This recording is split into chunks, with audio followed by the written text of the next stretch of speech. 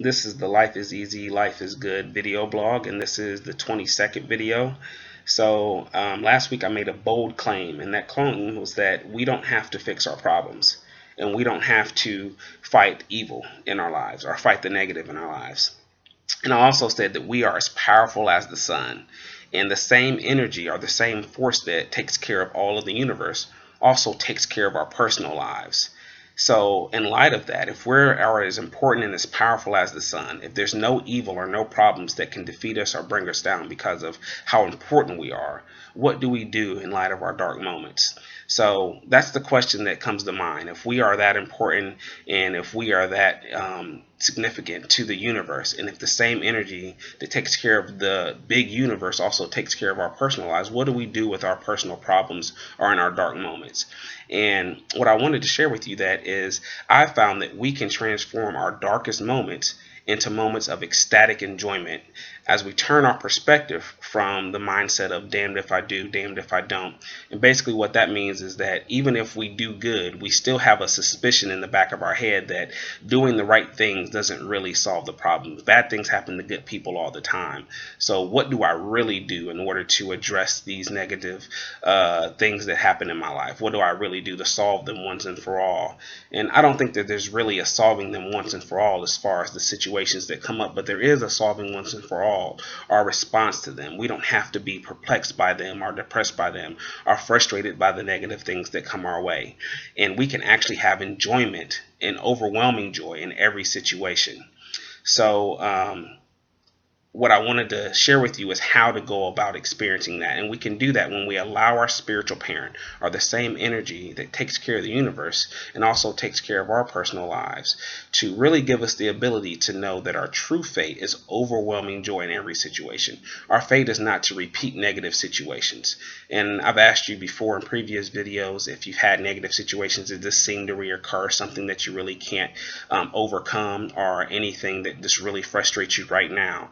How to move through that and transform that negative moment into a joyful moment is to really just allow the spiritual parent to actually let you realize and reveal to you, and just ask for that revelation, ask for that knowledge that your fate is really overwhelming joy, that you're supposed to be enjoying your life, you're supposed to be happy, you're supposed to be lighthearted, and you're not supposed, life is not meant to keep you down, keep you heavy, and keep you frustrated. So what do you believe about your fate, and what do you believe about your purpose in life? And a lot of us believe that our fate and our purpose is to repeat the negative. And we have to really get out of that mindset and really believe that our purpose is to be joyful, overwhelmingly joyful in every situation. So I said that I would share with you a dark moment in my life. And for me, that is extreme fits of rage. There was a lot of things that I experienced in my childhood that caused me to develop anger and to address problems with anger, or to address problems with yelling. And I've always kind of struggled with it. And in fact, I still do. But what I've noticed is a transition from a lot of times where early on in my adolescence or in my young adulthood, where I was challenged or somebody offended me, where every time I addressed it with anger, I've come to a place now where I'm able to address things peacefully, and I'm able to address things more joyously. So if somebody offends me today, more often than not, I'm able to show that person kindness. I'm able to talk to that person and resolve it. Or even if I have a fit of rage and make a mistake and show anger towards them, I'm able to come back to them and make it right. And before, I did a lot of damage. It was like a blazing fire where I just kind of, spread and destroyed everything to the point where it was beyond repair. And now I'm able to I find myself more able to let things go and not have those fits of rage. And how I was able to do that, I shared that dark moment because I want you to think of your own dark moment, whether it's a situation or whether it's a reoccurring problem that you have or something that you actually want to solve in your life.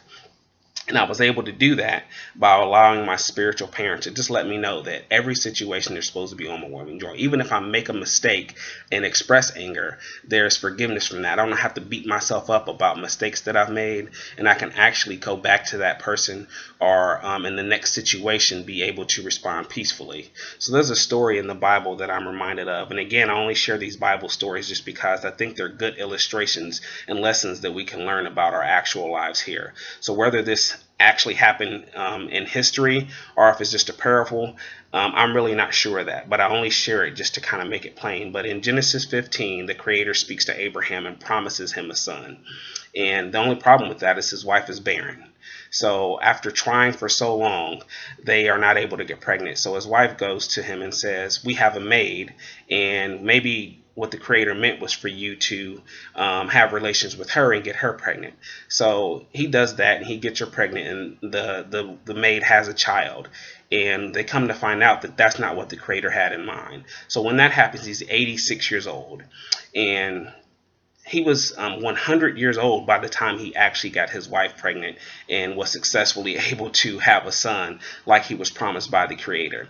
And when the story ends in Genesis 21, so that's in about Genesis 16 where they try to have the baby, and in Genesis 21 when the story wraps up, they are wondering why that happened, and what they realize is that it happened because it was physically, biologically, and scientifically impossible for them to have a child.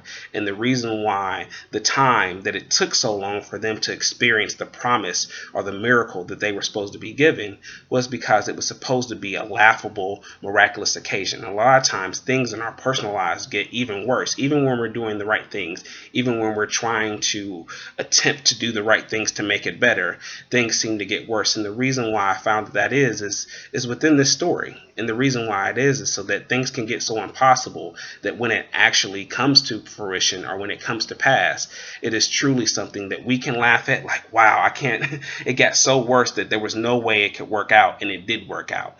And that's something that brings us overwhelming joy. And the people that witness that in our lives also are able to laugh and enjoy that moment because they knew the situation.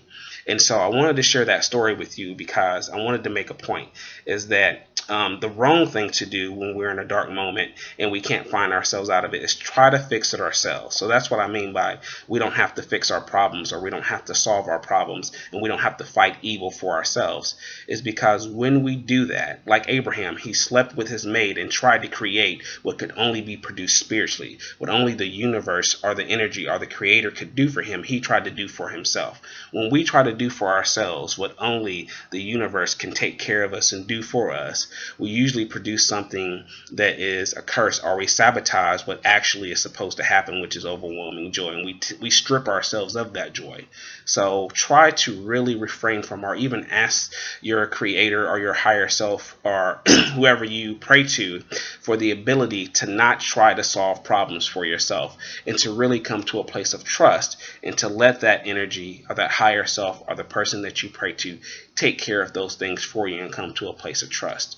So I just wanted to share that with you quickly, and next week I'm going to continue this to just talk about what to do in these negative, frustrating moments or these dark moments, how to transition from those dark moments to ecstatic joy. So I'll see you guys next week. This video is on our Facebook page, facebook.com/Life is Easy, Life is Good, and also on our YouTube page, Life is Easy, Life is God, Life is Good. I'll talk to you next week. Peace.